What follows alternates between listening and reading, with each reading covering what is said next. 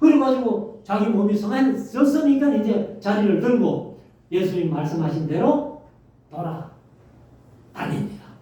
주위를 돌아다녀요. 베리파테오. 근데 이날이 안식이다. 여기 문제예요. 이제. 그러니까 예수님은 자신이 안식일의 주인이니까 안식일에 병 고치는 거 전혀 상관이 없는데 유대인들은 어떻게든지 예수님을 죽이려고 예수님이 마음에 안 드니까 어떻게든지 꼬투리 잡으려고 하는데 그날따라 해필이면 안식일이라는 거예요. 자, 그래서 10절 유대인들이 병 나은 사람에게 이르되 안식일인데 네가 자리를 들고 가는 것이 옳지 아니하니라. 자, 여기서 한번 이 유대인들이 방식대로 안식일을 지킨다면은 베데스다 연못가에서 안식일을 제일 잘 지킨 사람이 누구예요? 네? 이 38년 된 병자야. 38년 동안 안식일에 꼼짝도 안 하고 있었으니까. 그러면 안식일에 유대인들 방식대로는 안식일을 제일 잘 지킨 사람. 38년 동안 안식일에 꼼짝도 안 하고 있었으니까 제일 잘 지켰는데 안식일을 제일 잘 지킨 사람이 제일 안식이 없는 사람이 또 누구예요? 바로 이 병자예요. 마음에는 전혀 안식이 없어요. 그러니까 우리가 신앙생활을 해도 형식적으로 형식에 치우친 의식에 치우친 신앙생활은 하나님이 원치 아니하신다. 저와 여러분들을 향해서 하나님은 안식일에는 쉬라, 안식해라, 그렇게 말씀하십니다. 그래서 우리가 이 주일이 구약의 안식일의 개념은 아니에요. 그러나 저희 어릴 때는 구약대로 안식일을 지켜야 된다 해가지고 일 절대 못하죠. 어디 가도 돈 주고 차를 못 합니다. 근데 유대인의 안식일 반식대로 하면은 900m 이상은 못 가거든요. 걸어간다 손 치더라도.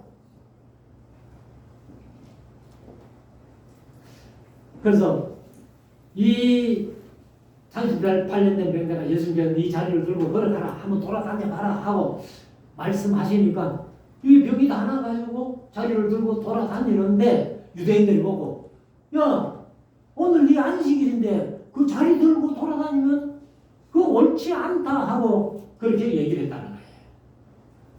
그러니까 이 이제 병자가 대답하죠. 대답하되 나를 낫게 한 그가 자리를 들고 걸어가라 하더라.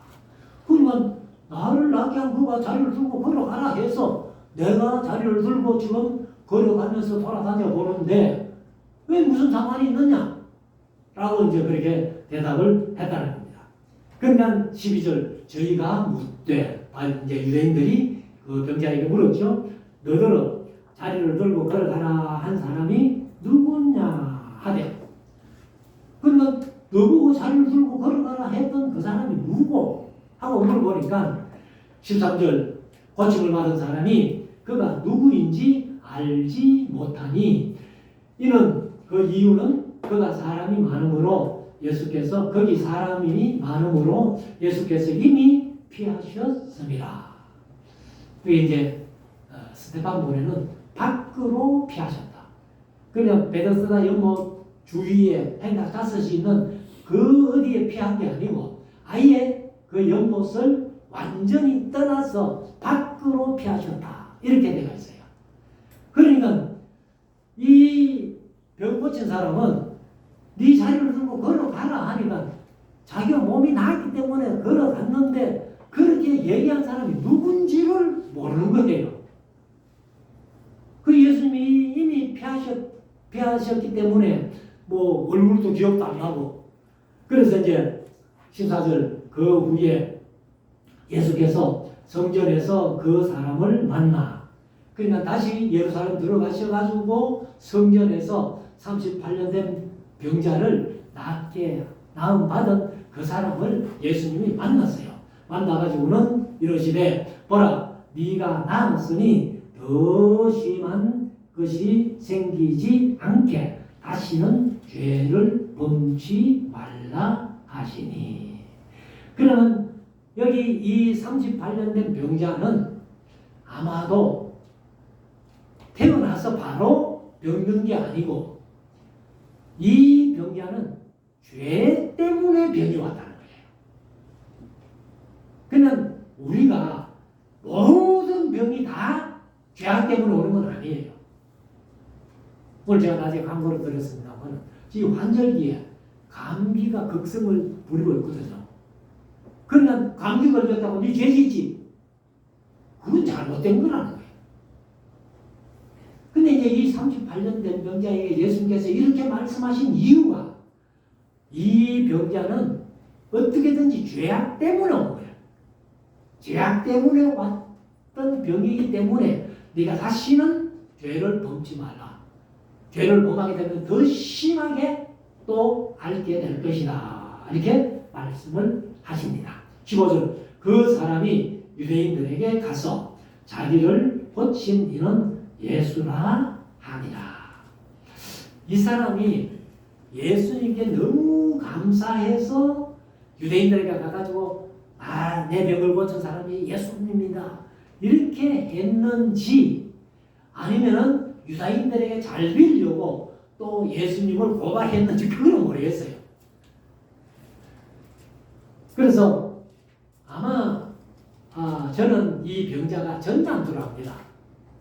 내 병을 고쳐준 사람은 예수란 사람이 나를 고쳐줬어 하고 자신있게 자랑하려고 아마 유대인들에게 했는데 유대인들은 어떻게든지 이제 예수님의 꼬투리를 잡으려고 하니까 안식일에 병 고친 것이 옳지 않다고 해가지고 그래 이제 하는데 16절 그러므로 안식일에 이러한 일을 행하신다 하여 유대인들이 예수를 핍박하게 된지라. 그러니까 뭐 그렇잖아요. 예수님은 눈에 가시인데 또 안식일에 이런 38년 된 병자를 고쳐줬으니까 완전히 더 눈에 가시가 된 겁니다. 17절 예수께서 저희에게 이러시되 내 아버지께서 이제까지 일하시니 나도 일한다 하시네.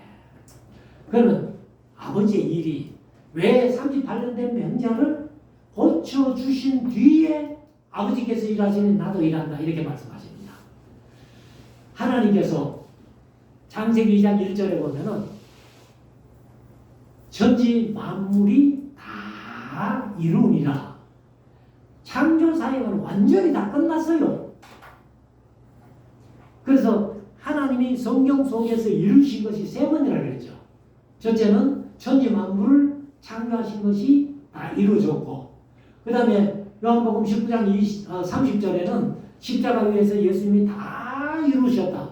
구원 사역을 다 이루시고 그 다음에 요한계시록 21장 6절에 가면은 이루었도다 하는 것은 천국 보낼 자는 천국 보내고 지옥 보낼 자는 다 지옥 보내고 그러니까 하나님이 본래 계획하셨던 그것을 다 이루셨다 이렇게 하는데 그러면 하나님이 창조 사역을 다 이루셨는데 또 무슨 일을 하시느냐? 무슨 일이에요? 우리가 사람이 하나님의 피조물 맞죠? 피조물인데 하나님이 창조하신 피조물이 병이 들었어. 그럼 하나님이 뭘 해주셔야 돼요? 고쳐주셔야 애프터 서비스를 해주셔야 돼요. 그러니까 애프터 서비스를 해주시는 일, 그 다음에 예수님이 다 이뤘다고 하신 구원 사역을 하시는 일, 그냥 창세기 3장 15절에 여자의 후손이 뱀의 후손의 머리를 상하게 하고 뱀의 후손이 여자의 후손의 발꿈치를 상하게 한다 하는 여인의 후손 예수님을 통한 구원의 사역 그 일을 하시는 거예요. 애프터 서비스도 하나님이 하시는 일, 그 다음에 구원 사역도 하나님이 하시는 일.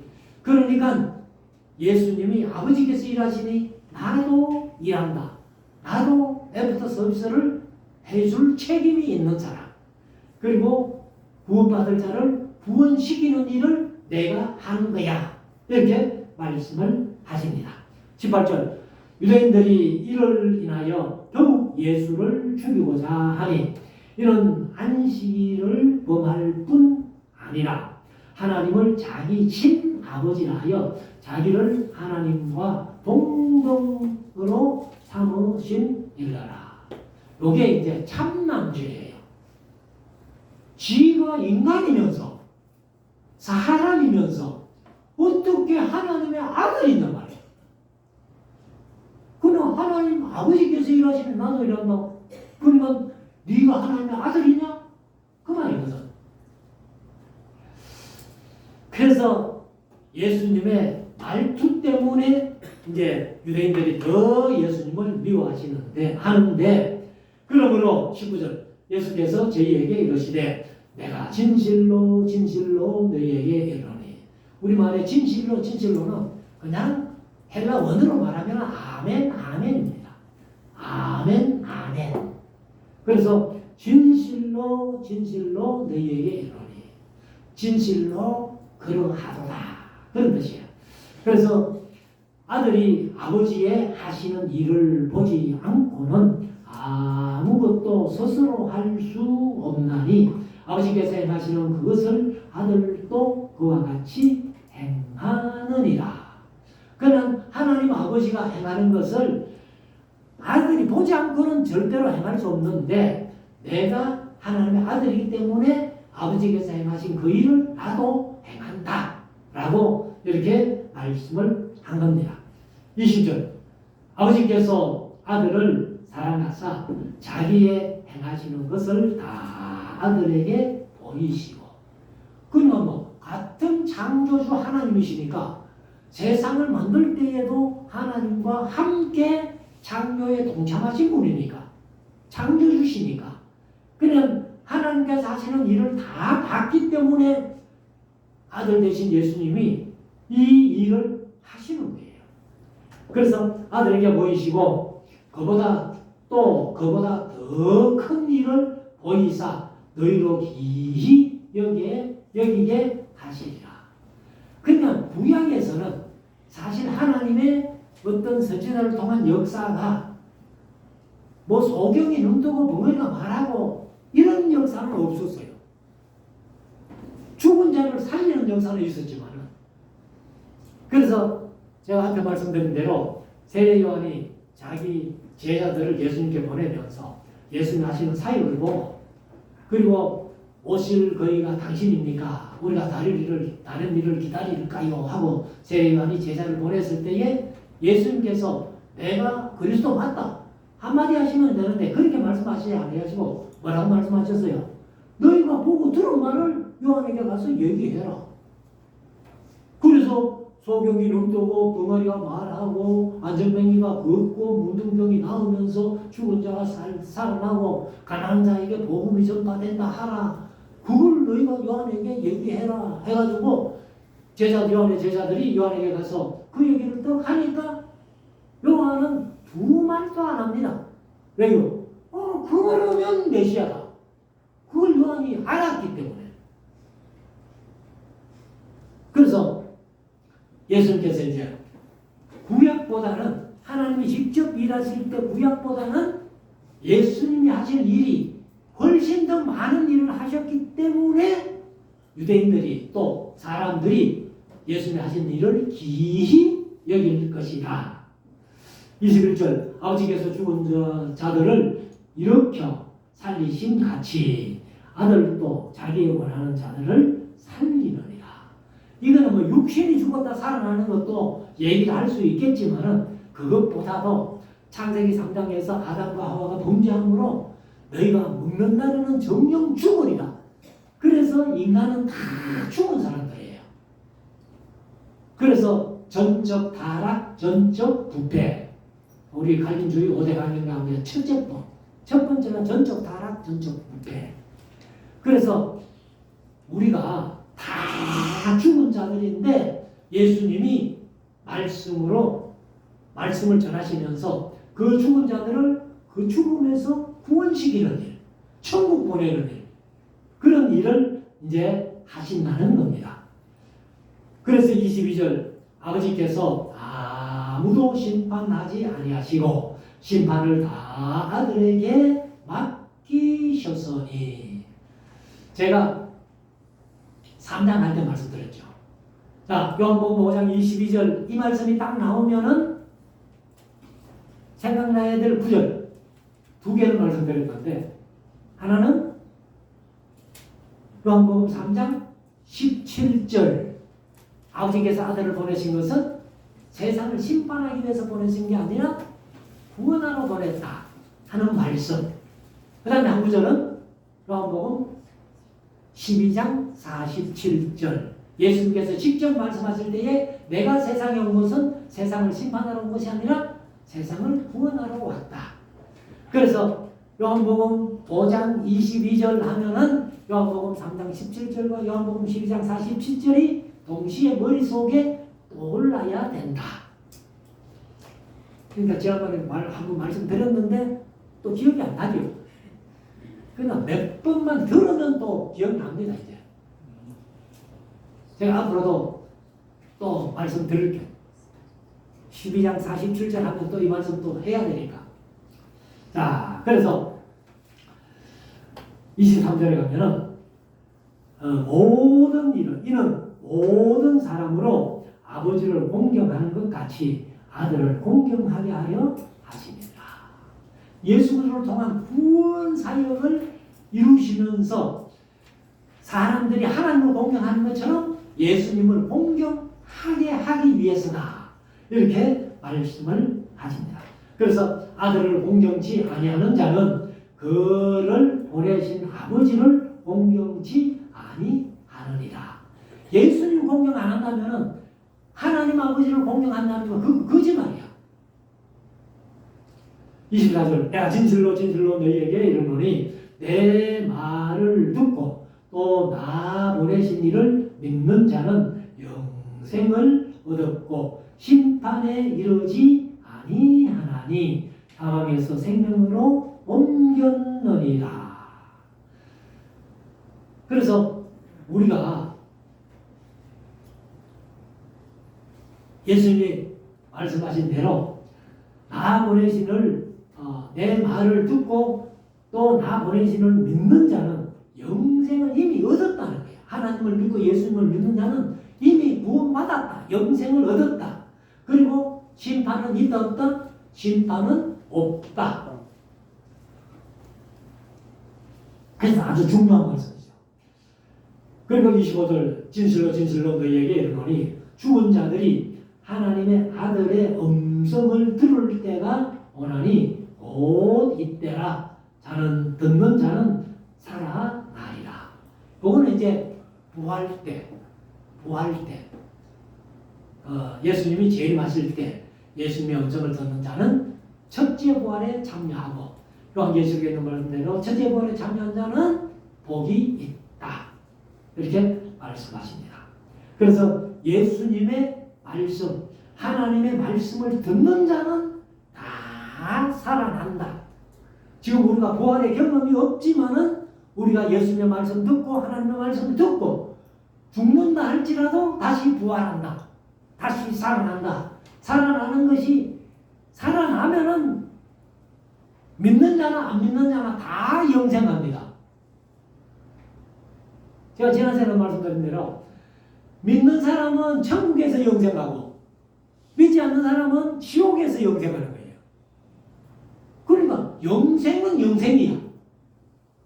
그런데 천국은 영생이지만은 지옥은 차라리 죽는 것보다 못하기 때문에 영원히 멸망한다. 두 번째 사망이다. 이렇게 말씀합니다. 그래서 26절에 가면은 아버지께서 자기 속에 생명이 있음같이 아들에게 생명을 주어 그 속에 있게 하셨고 또 인자됨을 인하여 심판하는 권세를 주셨느니라. 하나님께서 예수님에게 심판하는 권세도 주셨지만은 초림해가지고는 아무도 심판 안 하시고 재림할 때는 요한계시록 20장에 있는 말씀대로 백보자 심판을 예수님이 직접 하십니다. 28절 이를 기이 여기지 말라. 무덤 속에 있는 자가 다 그의 음성을 들을 때가 오나니 이게 이제 부활 때죠. 부활 때인데 선한 일을 행한 자는 생명의 부활로 악한 일을 행한 자는 심판의 부활로 나오리라. 제가 이 강조할 때 매번 말씀드렸습니다만 이 말씀을 제가 언제 한번 깊이 생각을 했는가 하면은 제가 농촌교회 첫 단독 목회를 가가지고 이국교회 제 대구신학교 입학 동기 목사님이 총치는 내보다 훨씬 먼저 졸업해가지고 거기서 이제 목회를 하시고 계세요. 그런데 이 목사님이 아들하고 같이 차를 타고 가시다가 9살 된 아들하고 교통사고로 아들도 죽고 목사님도 돌아가시고 그래가지고 이제 그 하관 예배를 드리는데 그때 그 당시에 그 노예에서 제일 큰 교회 목회하시는 목사님이 하관 예배를 인도하시면서 이 29절 말씀을 읽어놓고 봉독해놓고는 뭐 다른 거 다 생략하고 이 목사님은 세상에 사시면서 선한 일을 많이 하셨기 때문에 생명의 부활로 부활하실 겁니다. 이렇게 이제 설교를 하신 거예요. 그러면 생명의 부활로 부활하신 겁니다 하면 아멘 하면 되는데 그때 설교 들을 때는 아멘 했어요. 아멘 해놓고는 집에 가가지고 고민을 하기 시작했어요. 제가 무슨 고민이 되는 거 같으면 아니 객관적으로 이렇게 보면은 예수 믿는 사람보다 예수 안 믿는 사람 중에서도 선한 일을 행한 사람이 많이 있을 거 아니에요. 그런 생각할 때 어때요? 분명히 있죠. 내가 나름대로 선하게 살려고 말씀대로 살려고 애는 쓰지만은 내가 볼 때 사람 예수 안 믿는 사람은 내보다 더 선하게 사는 것 같다 여길 수 있다는 거예요. 그러면 도대체 예수 안 믿는 사람이 선하게 살았다고 생명의 부활로 부활할 이유는 없고 그러면 이 선이 뭐냐? 라고 고민이 생기기 시작한 거예요. 생명의 부활로 부활할 수 있는 선이 뭐냐? 그걸 고민을 하다가 지금 같으면은 솔직히 제가 컴퓨터에 딱 열어가지고는 선 이렇게 쳐가지고 선이라는 단어가 나오는 구절 다 이렇게 검색해가지고 그것만 읽어보면 되잖아. 근데 그때는 뭐 컴퓨터도 제가 가지고는 있었지만은 지금처럼 이렇게 검색도 잘 안 되고 할 때니까 그러면 이제 청생부터 읽기 시작하는 거예요. 근데 어디 가서 찾았는가 하면은 미가서 6장 8절에 가서 찾았습니다. 미가서 6장 8절이 사람아 주께서 선한 것이 무엇임을 너희에게 보이셨나니 주께서 원하는 것이 공의를 행하며 인자를 사랑하며 그러면 공의를 행하고 인자를 사랑하는 것은 안 믿는 사람도 할 수 있잖아요. 근데 마지막에 겸손히 내 하나님과 함께 동행하는 것이 아니냐. 하나님과 함께 행하는 것이 아니냐. 이게 참된 선이라는 거예요. 하나님과 함께 동행하는 삶. 하나님과 함께 행하는 삶. 이렇게 선을 행한 사람은 생명의 부활로 부활한다. 그래서 심판의 부활로 부활하는 사람도 있고 생명의 부활로 부활하는 사람도 있는데 요한계시록을 빌리면은 첫째 부활에 참여하는 자가 생명의 부활로 부활하는 자. 그리고 나중에 백보자 심판할 때에 부활하는 사람. 그 사람들은 전부 백보자 심판을 통해서 멸망의 부활, 심판의 부활, 지옥 가는 부활 이렇게 된다는 겁니다. 자 30절 내가 아무것도 스스로 할 수 없노라. 듣는 대로 심판하노니 나는 나의 원대로 하려 하지 않고 나를 보내시니가 하나님 아버지죠. 그리고 보내신 이의 뜻대로 하려는 고로 내 심판은 의로우니라. 그러니까 예수님도 어려우시고 창조주이기 때문에 예수님의 심판도 어려우신 거예요. 그렇지만은 예수님은 하나님을 더 아버지로 모시고 있기 때문에 나를 보내신 아버지의 뜻대로 원대로 심판을 함으로 내 심판은 의롭다.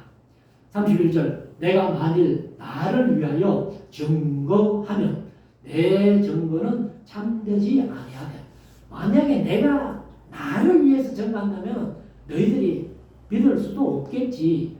믿지도 않아야겠지. 그런 얘기죠. 그러나 나를 위하여 증거하시는 이가 따로 있으니 나를 위하여 증거하시는 그 증거가 참인 줄 아노라. 내가 나를 위해서 증거하는 게 아니고 하나님이 나를 위해서 증거하는 증거는 참이라는 거예요. 진짜라는 거예요. 33절 너희가 요한에게 사람을 보내매 요한이 진리에 대하여 증거하였느니라. 사실 요한이 증거한 것은 예수 그리스도를 증거한 거죠. 메시아를 증거한 거죠. 그러니까 이제 여기 진리는 예수님께서 14장에서 말씀하신 대로 내가 곧 길이요 진리요 예수님이 진리니까 진리에 대해서 세례 요한이 증거했다. 그렇게 말씀을 하고 있습니다. 그래서 34절에 보면은 그러나 나는 사람에게서 증거를 취하지 아니하노라. 다만 이 말을 하는 것은 너희로 구원을 얻게 하려 함이니라. 그러니까 이제 예수님이 하신 말씀이 바로 너희로 구원을 얻게 하기 위해서 내가 하는 말이다. 35절 요한은 켜서 비추이는 등불이라. 예수님의 길을 평탄케 하고 적경을 평탄케 하는 그런 예비하는 사람이죠. 그래서 등불이라 너희가 일시 그 빛에 즐거이 있기를 원하였거니와.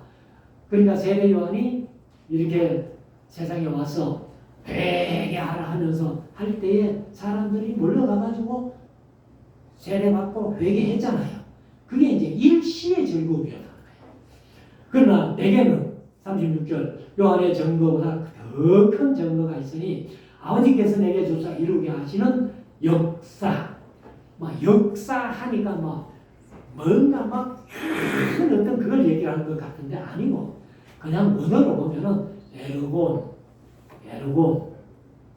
그래서 제가 마태복음 할 때 칼로스 에르곤 혹시 기억나요?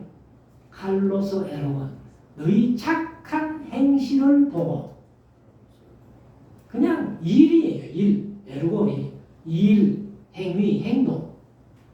그러면 예수님이 하시는 일, 나의 하는 일, 역사가 아버지께서 나를 보내신 것을 나를 위하여 증거하는 것이요. 또한 나를 보내신 아버지께서 친히 나를 증거하셨느니라. 나를 위하여 증거하셨느니라. 그러니까 아버지께서 나를 보내신 아버지, 하나님 아버지께서 친히 나를 위하여 증거하셨다.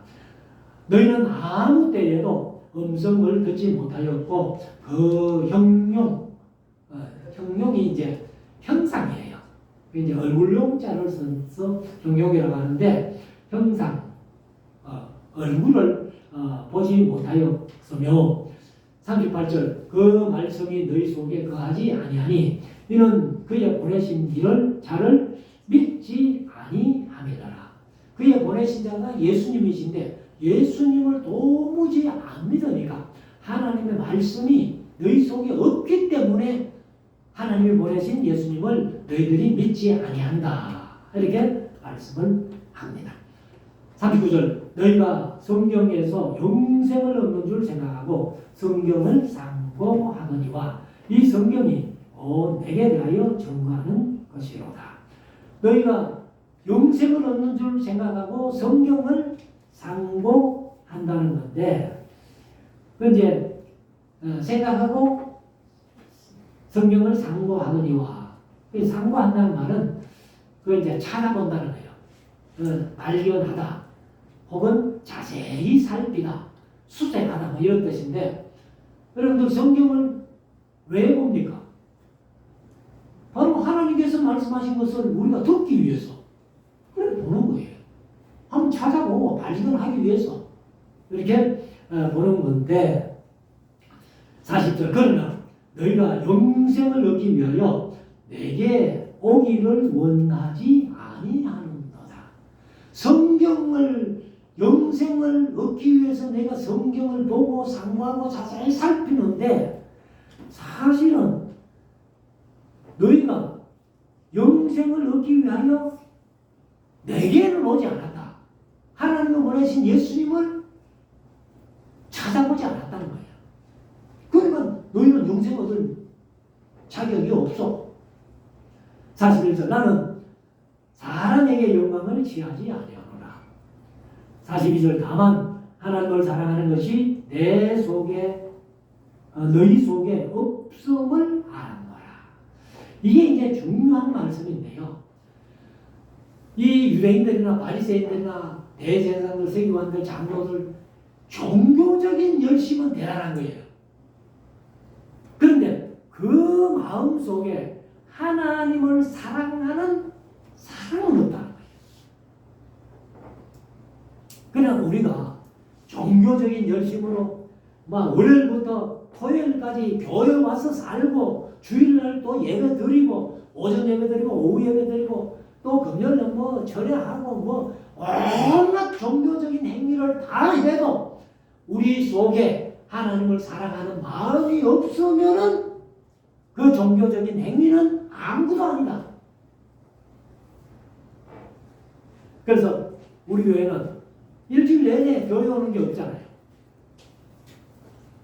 그렇지만 저는 여러분들 믿습니다.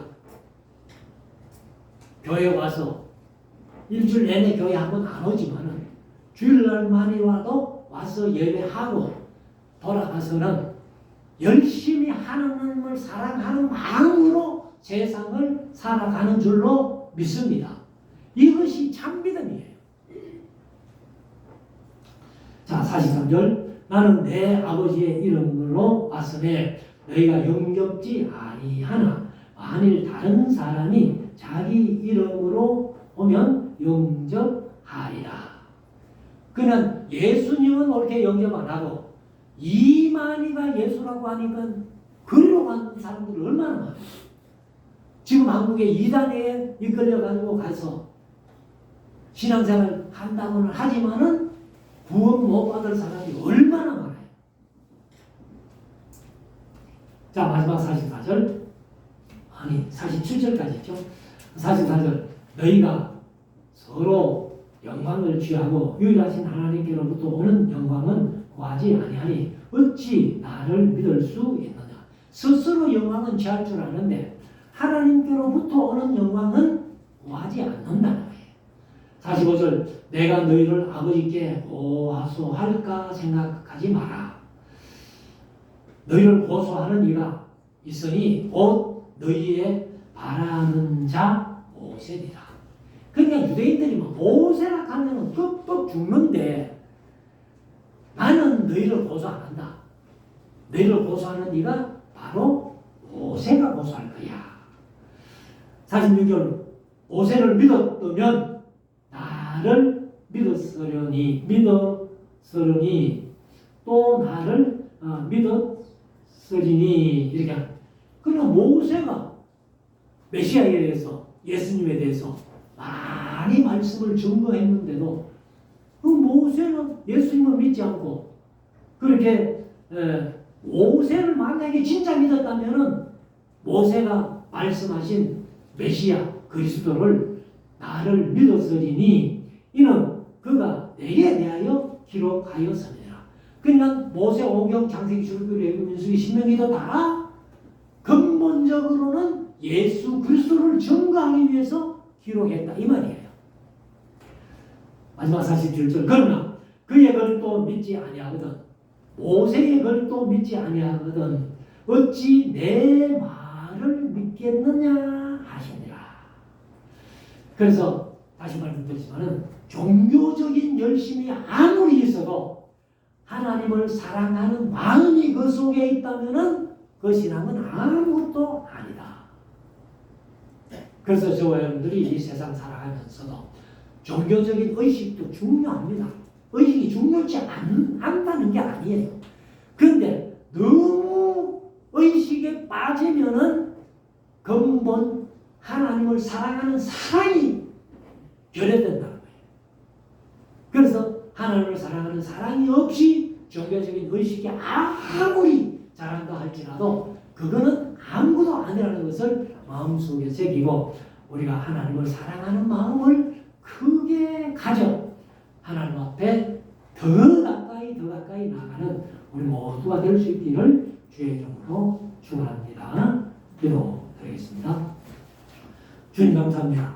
이 시간 저희들이 하나님 귀한 말씀 오늘 요한복음 5장의 말씀을 우리가 묵상을 했습니다.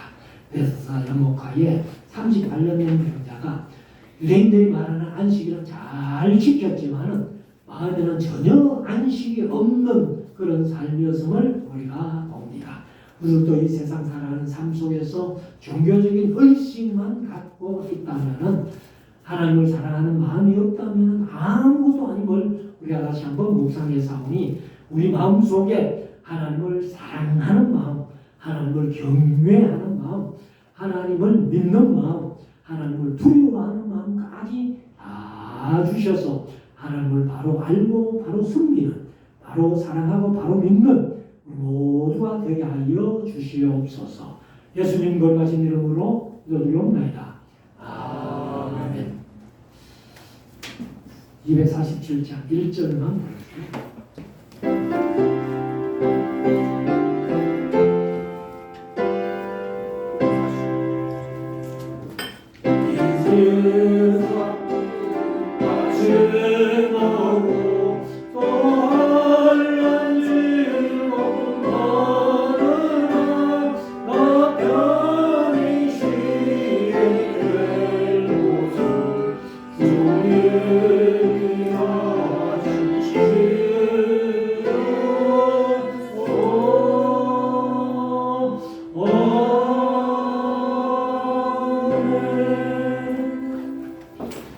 지금도 우리 구주 예수 그리스도의 무한하신 은혜와 우리 하나님 아버지의 크고 놀라우신 사랑하심과 성령님의 감동 감화 이런 역사 충만 교통하시는 은사가 하나님을 사랑하는 마음을 마음속에 크게 가지고 하나님을 믿기 소원하는 우리 모든 성도들 머리 위에 가정 위에 하시는 일들 위에 이 나라의 이민족 위에 우리 말씀 사랑 교회의 앞날에 지금부터 영원토록 항상 함께 있을지어다.